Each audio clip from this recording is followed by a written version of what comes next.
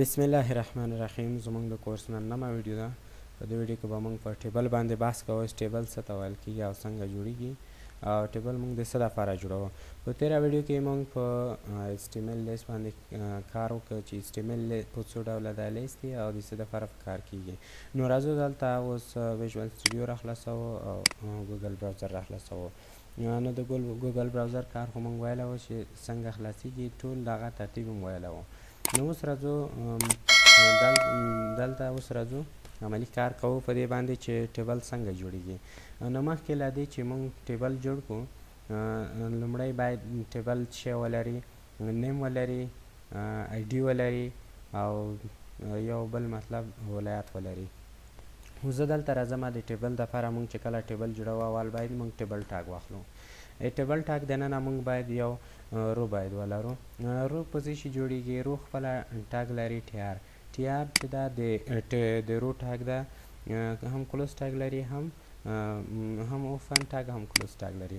نو دلته راځو اوس د دې دننه موږ په څه شی لیکو؟ ټي ایچ چې دا د هیډینګ دپاره هیډر دپاره استفاده کیږي. نو زه راځم دلته 3 هیډر اخلم. نو لومړی هیډر کې زه ورته راځم چې کاس نیم دی وي. دوهم کې راځم دلته ورته لیکم چې آی ډي. دریم ورته راځم چې مثلا سابجیکټ به ولیکم، سابجیکټ. ښه، اوس دغه زه یو دفعه ریفریش کوم. نو د دې ته موږ چې اوس نیم ورکوو، آی ډي ورکوو، سابجیکټ ورکوو، نو دغه دپاره موږ راځو دلته یو بله رو اخلو. موږ چې کله رو واخیسته، د رو دننه موږ دې ته ډیټا اضافه کوو. د ډیټا اضافه کولو لپاره موږ ټاګ لرو ټي ډي چې دا موږ په دې کې ډیټا اضافه کوو. زه غواړم چې دې ته ډیټا زه اضافه کړم، 5 ښه. اوس راځم په لومړۍ کې زه ورته لیکم، نوم ورکوم چې ولي. دوهم کې زه راځم آی ډي ورکوم 000991، دا د ده آی ډي شوه. راځم دې ته سابجیکټ نوم ورکوم، مثلا میت. سابجیکټ نوم یې شه میت. دا اوس زه رن کوم. نو نوم یې څه شو؟ ولي شو. آی ډي څه شوه؟ 00991 او سابجیکټ یې میت ده. زه اوس غواړم چې دې ته ټیبل ورکړم، یو دې ته بارډر ورکړم. د بارډر دپاره موږ لکه ویلي مو چې موږ په ټیبل ټاګ دننه پراپرټیز لرو. نو د دې پراپرټیز دپاره موږ دلته راځو، دلته لیکو ورته چې بارډر دلته چې کوم سور خط باندې راغی دا اوس په HTML ویس کوډ کې چې دا له منځه تللی دی. کولی شو چې استفاده یې کړو، خو مګر دا موږ د CSS له طریقه دا کار کوو. راځم دلته اوس زه ورته لیکم چې باید څومره سایز کې مطلب وي، یو کې. کنټرول زیډ. دا اوس ریفریش کوم، دې ته بارډر راغی. بل اټریبیوټ زه اوس غواړم چې دې ته ویډ ورکړم، سوري باید چې څومره وي. د ویډ دپاره موږ دلته راځو ایکول، لیکم ورته چې 100 پوره 100 باید دغه چې ولري ویډ. د ویډ دپاره دلته ویډ WIDT is equal 100%. ښه، د موږ سره ویډ چې دا 100% شو. ښه، نیم چې دا ولی شو، آی ډي دا شو او سابجیکټ یې میت شو.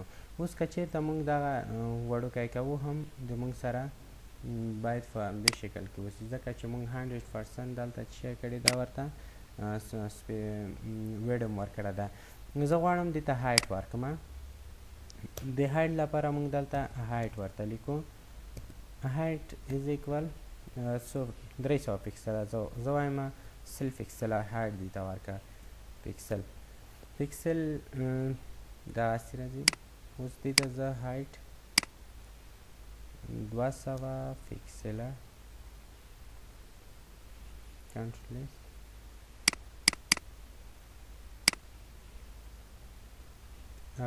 سوري هایټ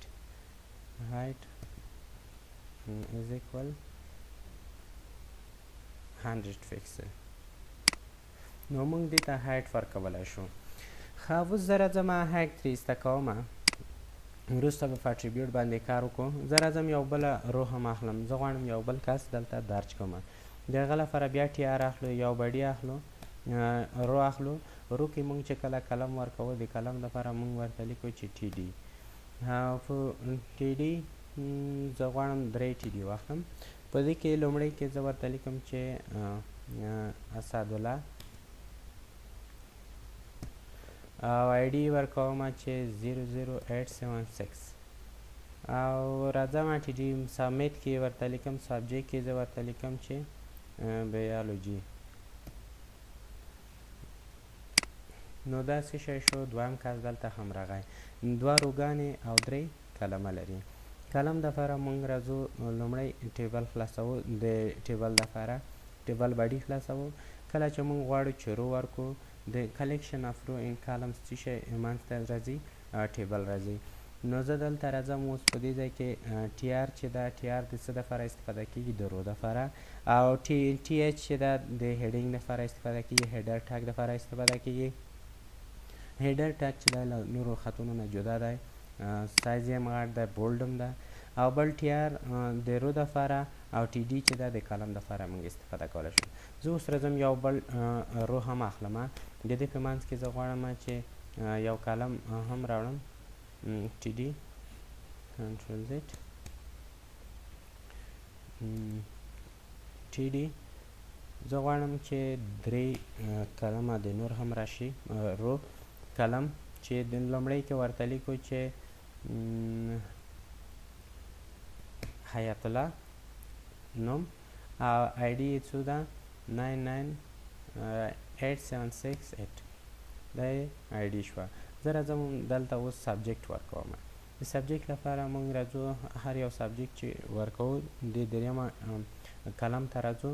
زه ورته وایم چې دا هم چې ده